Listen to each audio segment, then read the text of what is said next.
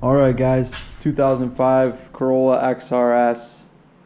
Today we're installing the Monkey Wrench Racing shifter base bushings. It should fit Celica MR2 Corolla Matrix and Vibe.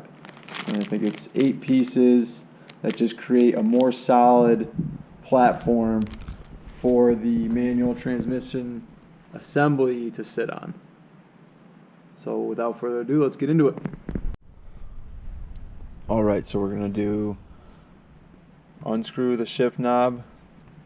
So now we're going to take off a couple of the trim pieces that are covering the transmission tunnel here.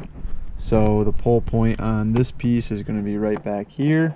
That should pull right up like so.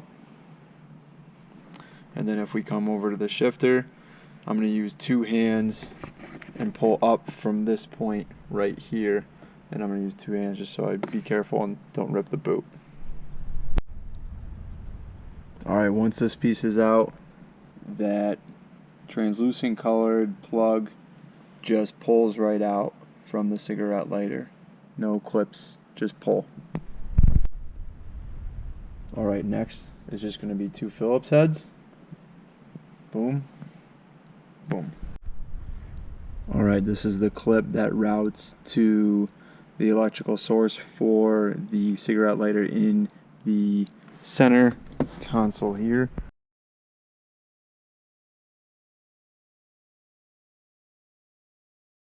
The bottom there. All you do is press where my left thumb is, right there. And it comes right out of this guy. Alright, so after you get the 2 Phillips heads out, the whole unit should come out. It just has to clear the parking brake and your shifter. So, and then you come down here and this pops out of that there. And you just squeeze a set of needle nose pliers right there. I'm not sure how this clip comes out, but I'm thinking we can replace the bushings without it. So without further ado, we're going to do a 12 millimeter on all 4 of these. Alright, so I did get this wiring off. I do believe you just pull it. That's what I did, and it looks a little mangled, but that might have been from the previous owner. So I recommend just pulling it, and then you have free ability to move the assembly a little bit. You don't want to put too much pressure on the shifter cables here. So what we're going to do now is push out these metal pieces, and that's just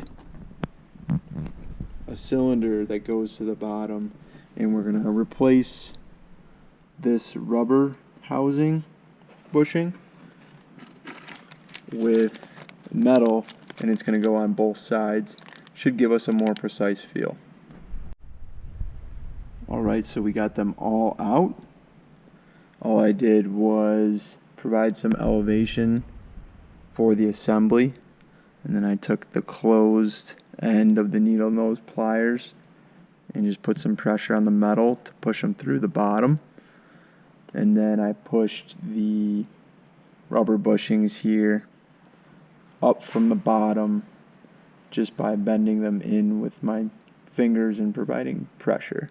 So, onto the metal bushings. So the bushings are going to go in this orientation around the assembly at each of the 4 corners. So I went ahead and slid the bushings around the underside, being careful that they don't drop off the side into the oblivion, and moving them until I heard that like kind of seating kind of thud, and I think they're all in there. And I'm going to give them a good shake before I put the top half on and the bolts in. But that is the orientation that they're going to have, okay? Alright, so we got all 4 bolts in. The toughest thing is just making sure everything stays seated while you while you screw them in when you're working on each of the 4 corners, and making sure that you're not cross-threading. And it's a little difficult because there's a lot of metal to clear, so I feel like they're all in great. And a good test is if you really try to move this, there's no shake in there at all. The instructions say to torque to 20 Newton meters. I don't have a torque wrench, so I just kind of gave it kind of a wrist tighten. Nothing serious. You don't want to wrench too hard on this plastic piece. This is an expensive housing, so I'm going to just kind of clean up some of that old synthetic grease in there, and probably put a little bit of new stuff in there that looks kind of gross. Just some like white synthetic grease, just so that stays, so that contact on the metal has some good lubrication. And then we're gonna put it back together in the reverse steps that we got here. All right, so we are all buttoned up and cleaned up here. Use this opportunity to clean up the whole center console. Put a little leather conditioner on the shift boot. Got the shifter back on.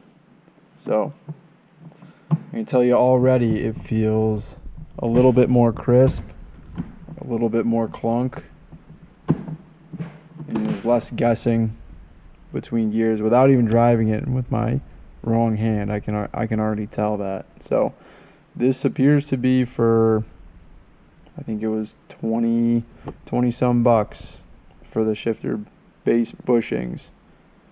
Appears to be a really solid little mod to do. So thanks for watching, guys. Stay tuned for more.